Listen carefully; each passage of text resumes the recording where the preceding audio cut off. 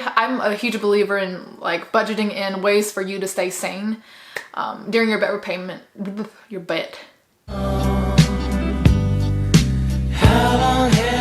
What's up, y'all, and welcome back to my channel. My name is Liz, and today I'm going to be talking about how I created my debt repayment plan, just the aspects that went into that, and what you can do when creating yours as well, and just things that you need to keep in mind. So you'll probably notice that my outfit and my lighting is going to change. There was just some technical difficulties behind the scenes, so I had to reshoot a couple of videos.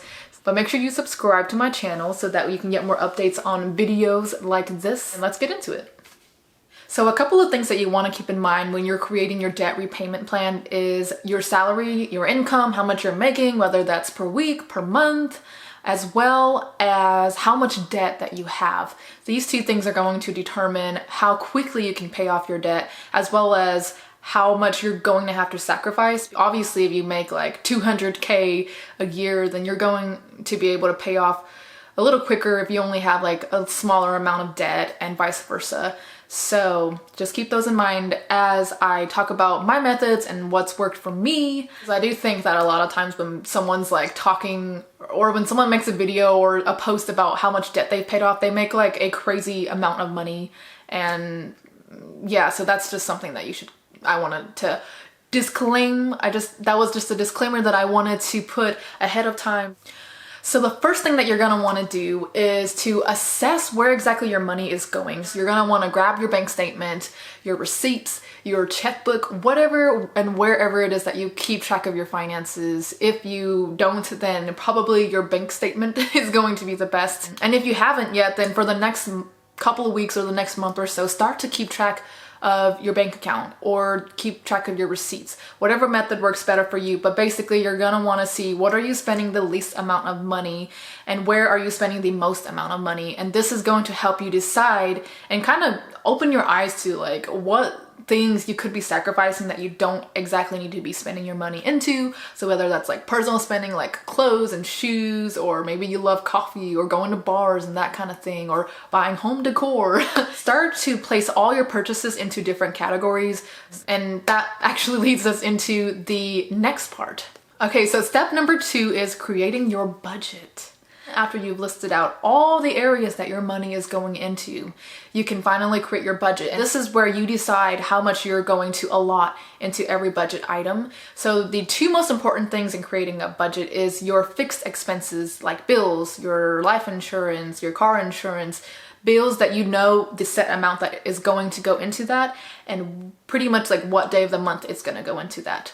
And then the second part of your budget is your flexible expenses. So these would be things like toiletry items, groceries. I am a huge believer of budgeting in those things that are going to keep you sane during your debt repayment journey. If you're a huge Dave Ramsey follower, he's all like rice and beans and rice, and cutting out, like you're never gonna see a restaurant during your debt repayment journey, and you're never gonna get to live during your debt repayment journey. And I think that's something huge that probably deters a lot of people from paying off their debt. So that's why, to me, and any suggestion I give to anybody, like allow yourself one part of your budget to kind of splurge on.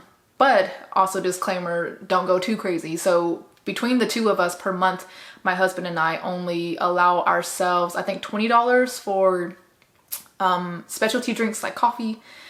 So budget wisely, and again, this is going to come down to how much you make in a year and how much debt that you have. So obviously, if you don't make a lot of money and you've got a ton of debt, then you probably don't have room in your budget to be budgeting things like that, like leisurely things or coffee, drinks, and that kind of stuff. So you're gonna have to sacrifice a little bit more. Unfortunately, that's just the reality of the world. I don't think that's something that's addressed enough, so that I want to put that up front and foremost, that this is why your salary and increasing your income is so important. So to get into detail of my personal budget a little bit more, these are things that we have cut back on or cut out completely. So my husband and I have actually stopped putting into savings completely. Dave Ramsey says that you should keep at minimum $1,000 emergency fund. And then when my husband and I, we actually spoke to a Dave Ramsey advisor, and they actually told us that if we had more than $1,000, to throw all of that except for $1,000, to just leave $1,000, so throw everything that we had into savings at our debt. and only to keep that $1,000 base. But for us, we didn't feel comfortable with that. So we actually dropped our savings down to $3,000. And then we did what they said, and we threw the rest of that into savings, or the rest of that into debt. Do what feels comfortable for you and your family and your life situation. My husband and I don't have kids. We don't have a mortgage payment. So that's why we feel comfortable dropping our savings down to $3,000. But we're not quite comfortable that we can just leave it at $1,000. So do what's comfortable for you. And I know Dave Ramsey also says that after you paid off your debt, then at that point, that's where you build up your 3 to 6 month emergency fund. So I'm not saying that's not important. I totally believe that creating that emergency fund is super important. But during debt repayment, I do think that it's okay to kind of cut back on savings. And again, that's just my personal thoughts and feelings on it, but always do what makes you feel the most financially comfortable. So while I say that you should stop saving, technically, in the budgeting method, you're still technically saving. So for instance, we put money into a small vacation fund. So we're not planning it like any huge vacations. We just put like $10 each paycheck into a little vacation fund in case maybe there's one day that we want to drive an hour out of town to go do something. So no huge vacations during your debt repayment. The next thing that I'm going to talk about investing in is an emergency fund. So if you are just starting out of your debt repayment journey, then absolutely I think, and if you've got nothing in savings, then absolutely you need to be building up a small emergency fund. So Dave Ramsey says $1,000. I say do what's comfortable for you. At minimum $1,000, but you know, if you've got wife and kids, then it's okay to bump it up a little bit. Again, for us, we keep at least $3,000 in our savings just to be safe. So this is really going to depend, again, on your life circumstances. If you've got kids, if you've got a mortgage, $1,000 is like the bare minimum that I think that you should at least keep in your savings during your debt repayment journey. And then after that, you can start to build up your 3 to 6 months after you've paid off your debt. So the next thing that we cut out was retirement. And again, depending on what life stage you are in, that's going to determine how much, if you cut out completely your retirement contributions or if you just kind of back off of it a little bit. So this is going to depend how comfortable you are. The Dave Ramsey advisor that we spoke with told us that we should just stop completely contributing to retirement. From what I saw when I did research, and this is why I say what I say, if you work for a company that they match your contributions, then what I would tell you, and what my husband is doing because his company does match his retirement to a certain percentage, invest in your retirement up to that point and then don't contribute anything past that unless you absolutely want to. And again, this kind of depends on your age as well. So for us, we're a little younger, so we're comfortable doing that and not contributing more for now because we know that we're gonna get debt free within 2 to 3 years. So after that, that's when we're going to really start throwing more money at our retirement. So the company that I work at, they don't match your contributions to any percentage really. So for me, I'm still contributing a little bit just because I feel comfortable doing that. I really believe in the power of compound interest when it comes to retirement. So that's why we still contribute a little bit to retirement, but we just don't do as much as we used to. So we've actually cut back on our retirement savings. And again, if you're someone who's older, then you know, it might be a better decision for you to maybe invest in that unless you know that you're gonna, with your debt repayment plan, you're gonna get debt free in the next year or 2 or even 3.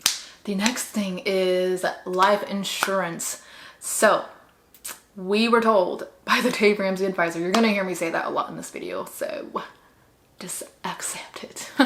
So, and I'm not like, and again, this is gonna be one of those things that just depends on what life stage that you are in.